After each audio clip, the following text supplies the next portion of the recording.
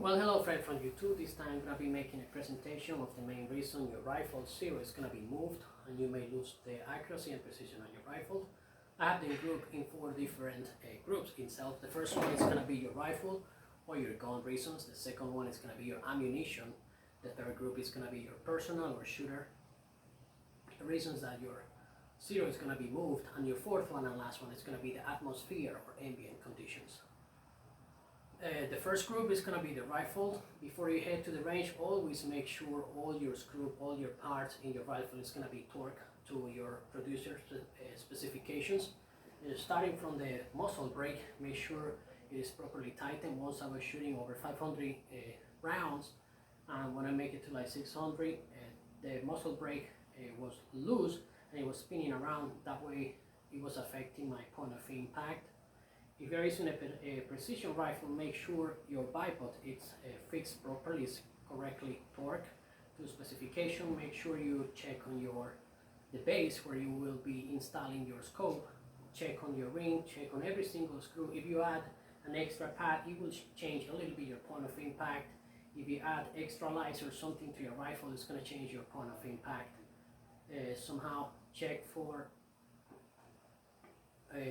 your optics, anything that might be affecting. If you have the tendency to grab your rifle by the foregrip, make sure it's properly tightened, otherwise you're going to have some gain. It's going to be wobbly, so you're not going to be able to take precision shots with it. Another reason is going to be when you have oil in the chamber. Most of the AR shooters, they have a tendency to over oil and soak the chamber in your AR-15. As a consequence, and when you put it on rest or you put it on your safety, it's gonna accumulate on your chamber itself. When you take your shot and you didn't clean it, it's going to increase your pressure in the chambers, then therefore it's going to increase your muzzle velocity of the projectile, and it's going to increase your point of impact on the target. As I mentioned before, putting a suppressor and taking a suppressor in the majority of the cases is going to affect your point of impact. Another reason is going to be when you buy one of those collectible or old-fashioned rifles, or you were given one that was passed to you from your great-great-grandfather. Those weapons are gorgeous, they have a lot of value. However, their barrel life must be almost done or about to be finished. So it's not the gun, it's only a barrel replacement. And the last reason I'm on the rifle condition is going to be the overly cleaning of the barrel, which I'm guilty of. I used to clean my rifles every 60 rounds, even though I was going to go back to the range. And next day, you cause more damage than protection to the barrel from over cleaning. The next group is going to be ammunition conditions. The main reason is going to be switching different ammunition weight. In this case, I'm using a 5.56. I got the 55 grains and I have the 62 grains, the so-called green tip. They both are going to have a different point of impact. They both are going to have different zeros. They both are going to buck the wind differently. This one was the Vietnam era. This is the more modern. And there is an updated version of this one. If you zero for 55 grains, do not expect it to be zero for the 62 grains. Even though you might be using the same bullet weight, this is going to be 55 grains by Federal Ammunition. This is going to be 55 grains by IMI, Israeli Military Industry. They both are going to have slightly different zeros and point of impact as a consequences.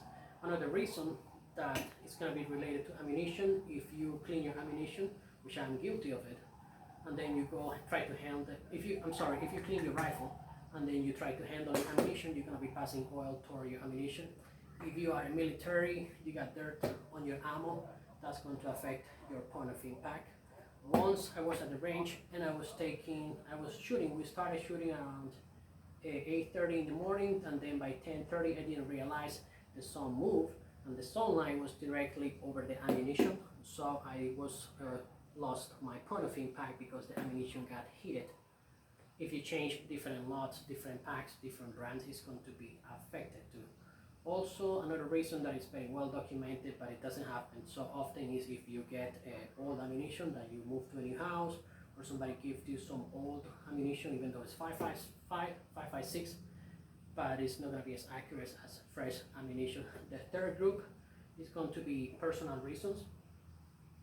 The main one is going to be lack of training, sharp shooting, and target shooting, it is a very, very, very perishable skills. If I go without any kind of practice or dry fire for about 2 months, then I go cold, I really lose all my skills. I start from zero. It can be somehow stopped and it can be somehow held if you do dry fire at home. However, I really suggest you to, as a beginner, target shooter or hunter, I would highly suggest you to associate yourself with people who have more knowledge, people who are creditable, people who have more experience. Don't believe everything you read over the internet. Don't believe everything you hear at the range, because a lot of the information might be misleading at times. Another reason, when you go to the range, we all have different body type. I'm 5'8" and I can go for 176 or 180 if we are on holidays. We all have a different length of pull, which is the dimensions between your arm and your trigger. We all have different neck length. We all have different, height. Some of my friends, they are over 6 feet tall. Some others are shorter than me. Some others are way stockier than me. So your gun, your zero. That's why when you try to zero a gun for yourself, somebody get it, it's not going to be shooting the same for them. We all have a different way we position ourselves behind the guns. We all have different ways we take the recoil from the gun. The third reason is going to be among the personal reasons, it's going to be the shooter health. If you catch the seasonal flu, you're not going to be shooting so well. If you have been shooting since 8 a.m. and it's already 12 noon, and you have been using a 330A, a 300 Winchester Magnum, a 30-06, any of the rifles with a lot of recoils, and you're already over 100 shots, you will start experiencing fatigue, and as a consequence, you're not going to be shooting very accurately. The last group is going to be atmospheric or ambient conditions. This one is going to be affecting mostly when you take shots over 450 yards. It's going to be mostly for the long-range shooter community, not necessarily for the hunters.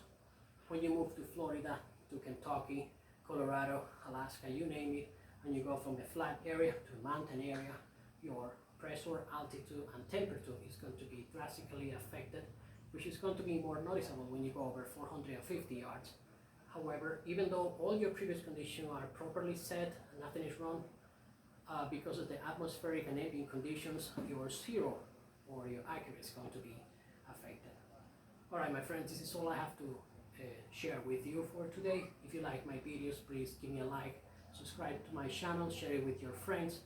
I hope you learned something new. If you have any doubt or there was something that was not clearly explained, leave me the comment below and I will answer if I know the answers. I hope you enjoyed and God bless you all. Thank you.